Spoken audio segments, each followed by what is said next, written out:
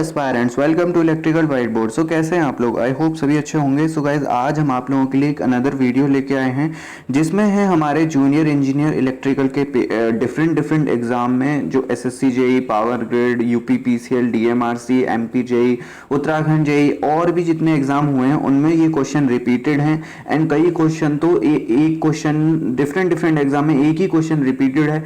इसका मतलब ये हुआ कि वो क्वेश्चंस हमारे हो जाएंगे most important questions. So video पसंद आए तो लाइक शेयर एंड कमेंट कीजिए एंड इलेक्ट्रिकल वाइट बोर्ड को सब्सक्राइब कीजिए ताकि अपकमिंग आपको इस ऐसी वीडियोस मिलती रहें। एंड ये इंपॉर्टेंट एक सीरीज है हमारी जिसमें हम क्या करेंगे कि एक प्लेलिस्ट मैंने बनाई हुई है, उसमें हम क्या करेंगे इसी टाइप के मोस्ट फ्रीक्वेंटली जो आस्क क्वेश्चन है प्रीवियस ईयर एग्जाम्स में उनका हम एनालाइज करते रहेंगे ताकि वो आप लोगों के लिए ईजी हो जाए कि हाँ ये इंपॉर्टेंट क्वेश्चन है। एंड गाइस, रिपीटिशन होता है, इसमें कोई दो राय नहीं है, रिपीटिशन हर एग्जाम में होता है। एंड रिपीटिशन भी नहीं, अगर बिल्कुल एग्जैक्ट क्वेश्चन भी नहीं आएगा तो उससे रिलेटेड टॉपिक से जरूर क्वेश्चन आएगा, तो आपको अंदाजा लग जाएगा कि कौन कौन से टॉपिक हमें अच्छे से पढ़ने। क्योंकि सिलेबस तो बहुत है लेकिन हम पूरा सिलेबस बार बार पढ़ने से हम ज्यादा टाइम वेस्ट करते हैं, इसलिए मोस्ट फ्रीक्वेंटली चीजें हमारी जो है जो फ्रीक्वेंटली रिपीट हो रही हैं वो हमारी बहुत अच्छी होनी चाहिए। तो चलिए शुरू करते हैं। सो यहाँ पे हमारा फर्स्ट क्वेश्चन है वो है यहाँ पे BEE का मतलब बेसिक इलेक्ट्रिकल इंजीनियरिंग का, जो कि एसएससी जेई ने पूछा है 2009 में। तो इसमें बतानी है वैल्यू ऑफ करंट आई बतानी है 1 ओम के रजिस्टर में। ठीक है, ये सर्किट हमें दिया हुआ है वैल्यू। अब ये क्वेश्चन देख के हालांकि थोड़ा सा आप लोगों को कॉम्प्लिकेटेड लगेगा बट ये बहुत ही इजी क्वेश्चन है। सिंपल देखिए, इसमें एक वोल्टेज सोर्स लगा है और एक लगा है आपका करंट सोर्स। ठीक है, और हमें यहाँ निकालनी है कितनी करंट होगी। तो सीधी अब इसको करंट सोर्स को ज्यादा ध्यान में न रखते हुए हम पैरेलल का एक लॉ जानते हैं कि वोल्टेज हमेशा पैरेलल में समान रहती है। ठीक है, जितना वोल्टेज पैरेलल में लगी होगी उतनी ही उसके अक्रॉस वोल्टेज होगी। तो यहाँ पे हमें सीधा दिख रहा है कि जो 5 वोल्ट है वो सीधा इससे कनेक्टेड है 1 ओम से। ठीक है, तो हमें यहाँ पे क्या पता चल गया, हमें पता चल गया कि 1 ओम के अक्रॉस वोल्टेज कितनी है, 5 वोल्ट है। ठीक है, सीधा पैरेलल में कनेक्टेड है वोल्टेज सोर्स, तो 1 ओम के अक्रॉस हमें पता चल गई कि वोल्टेज जो है वो 5 ओम है। हमें करंट निकालनी है तो I = V/R होता है हमारा। ठीक है, हमें पता है V हमारा 5 वोल्ट है और R जो है हमारा 1 ओम है। तो करंट कितनी हो गई यहाँ पे, 5 एम्पियर करंट हो गई सीधी। तो इसका आंसर हो जाएगा 5 एम्पियर। अब चलते हैं हम अगले क्वेश्चन की तरफ। तो अगला क्वेश्चन है हमारा in the case of DC current. वो पूछ रहा है डीसी करंट की स्थिति में क्या होता है। अब आपके पास 4 ऑप्शन है। ये क्वेश्चन जो है वो रिपीट हुआ है इंडियन ऑर्डिनेंस फैक्ट्री में 2014 में। ठीक है, तो इसमें क्या है, in the case of DC current क्या है डीसी करंट की स्थिति में आपके पास ऑप्शन ए है magnitude and direction of current remain constant, मतलब करंट का परिमाण और दिशा नियत बना रहता है। ठीक है, ऑप्शन बी है magnitude and direction of current changes with time, मतलब समय के साथ दोनों बदलते हैं। सी ऑप्शन है करंट का परिमाण समय के साथ बदलता है, मतलब magnitude of current change with time, मतलब ओनली इसमें मैग्नीट्यूड बोल रहा है कि मैग्नीट्यूड ही चेंज होता है समय के साथ, डायरेक्शन चेंज नहीं होती। और डी ऑप्शन है magnitude of current remain constant, मतलब मैग्नीट्यूड करंट का जो मैग्नीट्यूड है वो कांस्टेंट रहता है। अब इस स्थिति में आपको बताना है डीसी करंट के बारे में। तो सीधा हमें पता है कि जो डीसी करंट है हमारी वो क्या होती है, उसमें ना तो हमारी डायरेक्शन चेंज होती है ये टाइम एक्सिस के अक्रॉस, ये हमारी डीसी करंट होती है। तो ना तो इसमें टाइम आपका, ना तो इसमें मैग्नीट्यूड चेंज होता है, सेम मैग्नीट्यूड होता है, और ना ही इसकी डायरेक्शन चेंज होती है। वो जो मैग्नीट्यूड और डायरेक्शन दोनों चेंज होती हैं वो होती है हमारी एसी करंट में, जो कि ऐसे चलती है। इसलिए इसका जो राइट आंसर हो जाएगा वो हो जाएगा ए, इसका राइट आंसर हो जाएगा। अब चलेंगे अगले क्वेश्चन की तरफ। प्रदर्शित परिपथ में एक सेक्शन में धारा I का मान होगा। ठीक है, इसमें धारा I का मान पूछा है। यूपीपीसीएल में ये क्वेश्चन रिपीट हुआ था, यूपीपीसीएल में ये क्वेश्चन आया था एंड उसके बाद ये अदर एग्जाम में भी रिपीट हुआ है, बट अभी यहाँ पे यूपीपीसीएल का डेटा है। सो यहाँ पे हमें I का वैल्यू निकालना है, I का वैल्यू निकालना है, मतलब यहाँ कितनी करंट रही होगी, बाकी उसने करंट दे रखी है सब किधर से एंटर हुई कितनी। अब आपको याद आ रहा होगा इस तरीके से जब हम नोड पे करंट निकालते हैं तो केसीएल अप्लाई करते हैं, मतलब किरचॉफ का करंट लॉ हम अप्लाई करते हैं, किरचॉफ का करंट लॉ हम अप्लाई करते हैं। अब किरचॉफ के करंट लॉ के अकॉर्डिंग क्या होता है कि किसी भी, अब हम ऐसे अज्यूम कर लेंगे कि मान लीजिए हमारे नोड ओ की तरफ जो करंट आ रही है, मतलब ओ की तरफ जो करंट आएगी वो हमारी क्या होगी, वो पॉजिटिव होगी। तो ये 2 एम्पियर 1 एम्पियर दोनों आ रही हैं ओ की तरफ, तो यहाँ पे 3 एम्पियर हो गई। अब नॉड ए से जो दूर जाएगी वो हम माइनस कर देंगे, ठीक है। तो नॉड ए से जो दूर जाएगी वो हम माइनस कर देंगे, तो 3 माइनस कितना हो जाएगा 1.3, 3 माइनस 1.3 करेंगे तो 1.7। अब यहाँ पे देख लो, यहाँ पे 3 एम्पियर करंट थी इस ओ पे इधर से जो आई, अब 1.3 इधर चली तो ऑब्वियसली यहाँ पे कितना बचेगी 1.7 एम्पियर करंट बचेगी। तो इसका राइट ऑप्शन हो जाएगा डी ऑप्शन। अब चलेंगे नेक्स्ट क्वेश्चन की तरफ। नेक्स्ट क्वेश्चन है हमारा परमियंस इज एनालॉगस टू, मतलब चुम्बक ये हिंदी में बड़ा कॉम्प्लिकेटेड है, बट चुम्बक याप्ता अनुरूप होती है, ठीक है। मतलब परमियंस इज एनालॉगस टू, तो परमियंस क्या है हमारा, देखो परमियंस होता है हमारे किसके एनालॉगस, मतलब जैसे कि एक मैग्नेटिक सर्किट में और इलेक्ट्रिकल सर्किट में दोनों चीजें सेम होंगी, तो जो मैग्नेटिक सर्किट में परमियंस होगा वही हमारा इलेक्ट्रिक सर्किट में क्या होगा कंडक्टेंस, ठीक है। क्योंकि परमियंस क्या है, परमियंस है रिलक्टेंस का अपोजिट, मतलब रिलक्टेंस के अपोजिट को क्या बोलते हैं हम, परमियंस बोलते हैं। अब हमारा क्या होता है कि जो रिलक्टेंस होता है मैग्नेटिक सर्किट में वो अपोज करता है मैग्नेटिक फ्लक्स के सेटअप होने का, लेकिन परमियंस क्या है वो हेल्प करता है, ठीक है। इसी प्रकार हमारे इलेक्ट्रिकल सर्किट में क्या होता है, रजिस्टिविटी या रेजिस्टेंस हमारा अपोज करता है इलेक्ट्रिक करंट के फ्लो होने का, लेकिन कंडक्टेंस हेल्प करता है। तो यहाँ पे कंडक्टेंस और परमियंस दोनों एक दूसरे के एनालॉगस हो गए, मतलब परमियंस मैग्नेटिक सर्किट में जो कार्य करता है वही कार्य कौन करता है इलेक्ट्रिकल सर्किट में, कंडक्टेंस। तो सीधा सीधा इसका कंडक्टेंस आंसर हो जाएगा। अब चलेंगे अगले प्रश्न की तरफ। तो अगला प्रश्न हमारा क्या बोल रहा है, अगला प्रश्न हमारा बोल रहा है load characteristics of DC shunt generator is determined by. तो लोड कैरेक्टरिस्टिक्स हमारे जो डीसी शंट जनरेटर में है वो क्या किससे डिटरमाइंड होते हैं वो, ठीक है। उनका जो मतलब हिंदी में है डीसी पार्श्व पथ जनित्र का भार अभिलक्षण तय किया जाता है, किसके द्वारा तय किया जाता है ये पूछ रहा है। तो सबसे पहले हमारा voltage drop in armature resistance, इससे तो नहीं किया जाता। बी ऑप्शन है voltage drop due to armature reaction, voltage drop due to decrease field current and voltage drop in armature resistance. तो इसके द्वारा हमारा डीसी जो जनरेटर है, डीसी शंट जनरेटर में लोड कैरेक्टरिस्टिक्स को किया जाता है डिटरमाइन, मतलब उसमें क्या कंसीडर करेंगे हम, वोल्टेज ड्रॉप भी ड्यू टू आर्मेचर रिएक्शन के कारण, देखो एक आर्मेचर रिएक्शन के कारण वोल्टेज ड्रॉप होगा, ठीक है। उसके कारण क्या होता है फील्ड करंट डिक्रीज होती है, उससे भी वोल्टेज ड्रॉप होगा। एंड फिर क्या होता है voltage drop in armature resistance, कुछ ड्रॉप आर्मेचर के रेजिस्टेंस में भी होता है। तो इसलिए डीसी शंट जनरेटर में लोड कैरेक्टरिस्टिक्स डिटरमाइन किए जाते हैं। इसका सही ऑप्शन हो जाएगा हमारा ऑप्शन नंबर बी, नीचे जाने की जरूरत ही नहीं है। अगले प्रश्न की बात करते हैं। तो अगला प्रश्न है A DC generator has 6 poles, a brush shift of 6 degree actual means a brush shift of, मतलब कहने का मतलब है एक डीसी जनरेटर है उसमें P बराबर 6 पोल हैं, 6 पोल हैं। ये question Indian ordnance factory again में आया था, ठीक है। 6 पोल हैं, ब्रश शिफ्ट कितना है 6 डिग्री है। अब हमें पूछा है एक्चुअल मीन्स, ठीक है, मतलब ये जो 6 डिग्री है ये हमारा मैकेनिकल एंगल में शिफ्ट हुआ है। अब हमें इलेक्ट्रिकल, देखो ऑप्शन में दिख भी रहा है इलेक्ट्रिकल एंगल हमें निकालना है। इसके लिए हमने एक फॉर्मूला पढ़ा है theta electrical equals to P upon 2 theta mechanical, ठीक है। अब हमें थीटा इलेक्ट्रिकल निकालना है, ठीक है। P बराबर कितना है हमारा, यहीं पे रख लेते हैं 6 पोल है, ठीक है।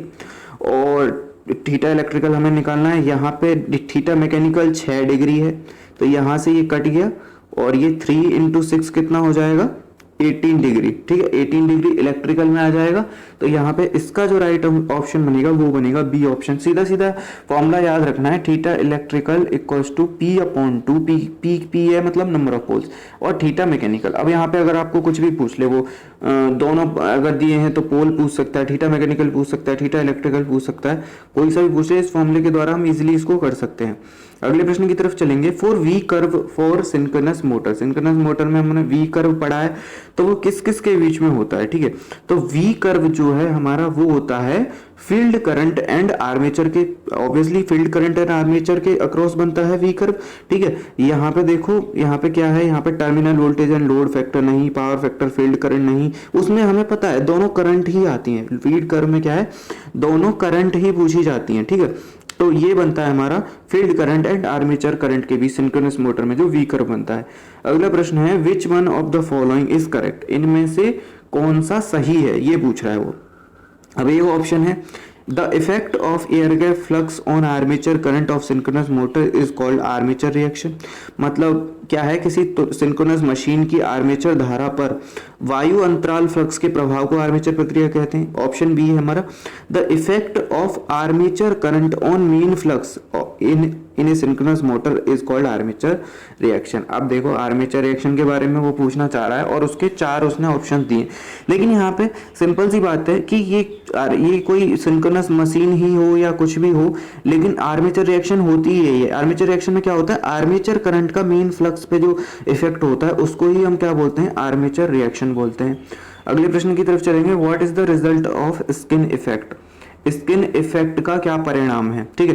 तो देखो स्किन इफेक्ट का सबको पता है कि स्किन इफेक्ट से क्या हो जाता है, रेजिस्टेंस इंक्रीज हो जाता है, इंक्रीज्ड इफेक्टिव रेजिस्टेंस। लेकिन एक और इसका प्रभाव है, बट ये क्या करता है, reduce effective internal reactance of the conductor. ये साथ ही साथ इंटरनल रिएक्टेंस ऑफ कंडक्टर को भी क्या करता है, उसको रिड्यूस करता है।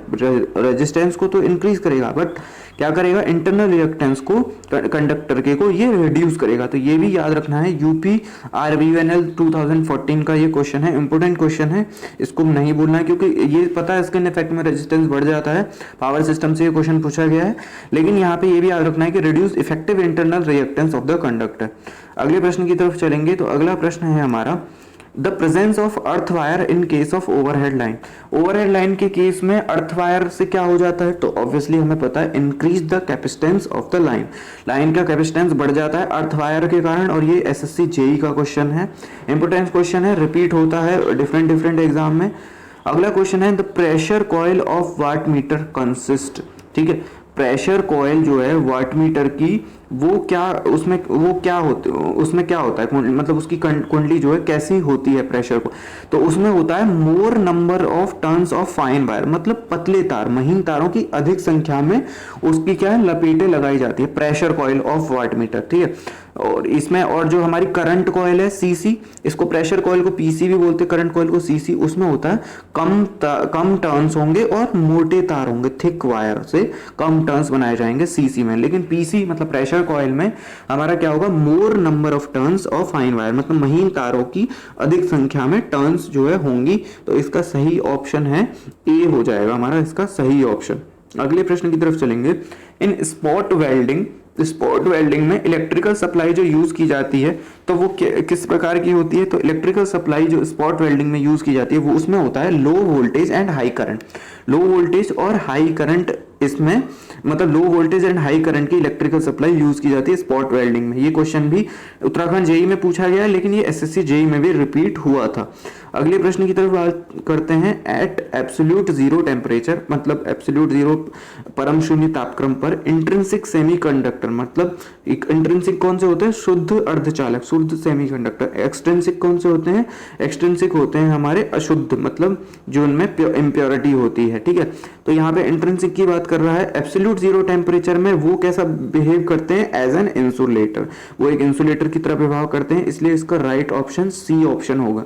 ये क्वेश्चन भी रिपीटेड क्वेश्चन है जो कि डिफरेंट एग्जाम में रिपीट होता है। देखिए यहाँ पे आपको सिर्फ उत्तराखंड जेई में दिख रहा है, लेकिन ये क्वेश्चन उत्तराखंड जेई के बाद भी डिफरेंट एग्जाम में पूछा गया है। अब चलेंगे अगले प्रश्न की तरफ, तो इसमें पूछा गया है, DC servo motor are used in. DC servo motor use की जाती हैं। देखो इस टाइप के क्वेश्चन जनरली हम डीसी सर्वो मोटर और इन सब पे इतना फोकस नहीं करते, तो यही क्वेश्चन अगर रिपीट होता है तो आपके ध्यान में, तो आप इसको कर जाओगे। एंड यही की है एग्जाम क्रैक करने की, कि कुछ क्वेश्चन जो है आपके माइंड में होने चाहिए। तो DC servomotor are used in purely DC control system में ये प्रयोग की जाती है। यूपी ट्रिपल एससी 2015 में ये क्वेश्चन पूछा गया।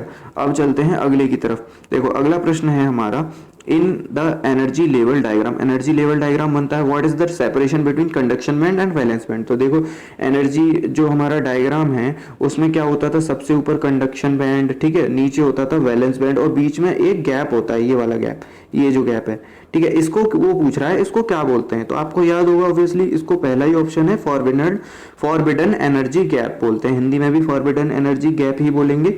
अगले प्रश्न की तरफ चलेंगे, in mercury arc rectifier positive ions are attract towards, मतलब मर्करी आर्क रेक्टिफायर में धनात्मक आयन इस तरह आकर्षित होते हैं। किस तरह आकर्षित होते हैं भाई मरकरी रेक्टिफायर में?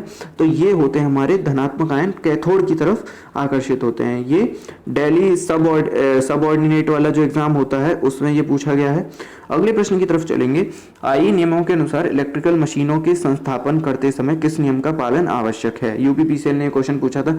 अच्छा, एक और आपको बता दूं कि आईई रूल जो इंडियन इलेक्ट्रिसिटी रूल है उनसे आजकल काफी क्वेश्चन पूछे जा रहे हैं, ठीक है, तो वो आपके ध्यान में होने चाहिए, ठीक है। तो इसमें क्या है, इसमें कई ऑप्शन है, लेकिन इसका जो राइट ऑप्शन है वो सी ऑप्शन है, ध्यान रखना। मतलब मेन स्विच से 1.5 मीटर ऊंचाई पर हो, क्या हो, देखो यहाँ पे है height of main switch to be 1.5 meter and earth wire to run along the length of the conduit. मतलब कहने का मतलब ये है कि जो हमारा मेन स्विच है वो उसकी हाइट कितनी होनी चाहिए, 1.5 मीटर, ये याद रखना। या क्वेश्चन ये भी आ सकता है कि मेन स्विच की हाइट कितनी होती है जमीन से, और अर्थ वायर कंड्यूट की पूरी लंबाई के अलोंग होना चाहिए। मतलब अर्थिंग हमें करनी चाहिए प्रॉपर, पूरे कंड्यूट जितनी उसकी लंबाई है उतनी अर्थ वायर की लेंथ हमारी होनी चाहिए।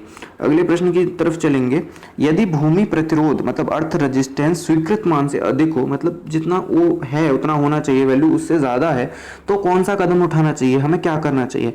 तो देखो उसके लिए है कि replace the earth electrode with the thinner electrode. नहीं, इससे कोई फायदा नहीं होगा। Connect another electrode in series with the earth electrode, series में भी नहीं कनेक्ट करना है। Connect another electrode in parallel with the earth electrode, हमें क्या करना है, पैरेलल में एक अर्थ इलेक्ट्रोड कनेक्ट करना है। अगर अर्थ रेजिस्टेंस जो हमारा वैल्यू है, जो स्पेसिफाइड वैल्यू है जितनी होनी चाहिए वो इंडियन इलेक्ट्रिसिटी रूल के अकॉर्डिंग उससे ज्यादा है, तो हम क्या कर सकते हैं, एक ये तरीका है उसको कम करने का, कनेक्ट अनदर इलेक्ट्रोड कर देंगे in parallel with the earth electrode. अगले प्रश्न की तरफ चलेंगे। In house wiring black and green wire indicates. House wiring में ब्लैक एंड ग्रीन वायर क्या इंडिकेट करते हैं? देखो बहुत ही आसान प्रश्न है, थ्योरेटिकल नॉलेज से रिलेटेड है। तो देखो जो हमारा ब्लैक वायर है वो हमेशा न्यूट्रल तार होता है। अगर कोई इंडियन इलेक्ट्रिसिटी रूल के अकॉर्डिंग वायरिंग करता है, ऑब्वियसली हमें ब्लैक वायर जो है न्यूट्रल वायर ही रखना चाहिए। और जो हमारा अर्थ है, अर्थ वायर कौन सा होता है, ग्रीन कलर का होता है। तो इसका जो राइट ऑप्शन बनेगा वो डी ऑप्शन इसका राइट बन जाएगा। अगले प्रश्न है हमारा, the KVA rating of 2 winding transformer is increased when connected as an auto transformer because. मतलब केवीए रेटिंग 2 वाइंडिंग ट्रांसफॉर्मर की इंक्रीज करती है अगर हम उसको ऑटो ट्रांसफॉर्मर की तरह कनेक्ट करें, उसका क्या कारण है? तो देखो हमें पता है सीधा सीधा ऑटो ट्रांसफॉर्मर में जो एनर्जी है वो ट्रांसफर होती है इंडक्टिवली भी, जैसे कि 2 वाइंडिंग ट्रांसफॉर्मर में ट्रांसफॉर्म होती है हमारी एनर्जी इंडक्टिवली, लेकिन इसमें कंडक्टिवली भी एनर्जी ट्रांसफर होती है क्योंकि इसमें एक ही वाइंडिंग होती है। तो ये एलएमआरसी ने क्वेश्चन पूछा था और इसका राइट ऑप्शन है सी ऑप्शन। मतलब energy is transfer both inductively and conductively, ठीक है। मतलब ऊर्जा जो है, ऊर्जा का जो स्थानांतरण है हिंदी में, वो उत्प्रेरकीय तथा संचालन दोनों विधियों द्वारा होता है। मतलब याद रखना इंग्लिश इतना तो होना ही चाहिए कि inductively and conductively energy transfer होती है। सो गाइज ये थे मोस्ट इंपोर्टेंट 20 क्वेश्चन जो मैंने आपके साथ शेयर किए। आप चाहते हैं आपको इसी तरह डेली 20 से 30 क्वेश्चन जो है मिलते रहें, तो आप इस वीडियो को लाइक शेयर एंड कमेंट कीजिए, दोस्तों के साथ शेयर कीजिए, और मेरी कोशिश रहेगी कि मैं डेली आपको प्रोवाइड करूं इस तरीके के इंपॉर्टेंट क्वेश्चन। लेकिन अब क्या है कि थोड़ा सा कोरोना वायरस के कारण वीडियो रेजोल्यूशन और उसमें प्रॉब्लम हो रही है, मेरे को कमेंट बन रहे हैं, तो आप कोशिश करें कि क्रोम ब्राउजर में वीडियो को ओपन करें और वहां पे आपको वीडियो देखने में आसानी होगी। आई होप आपको वीडियो पसंद आई होगी। So thanks for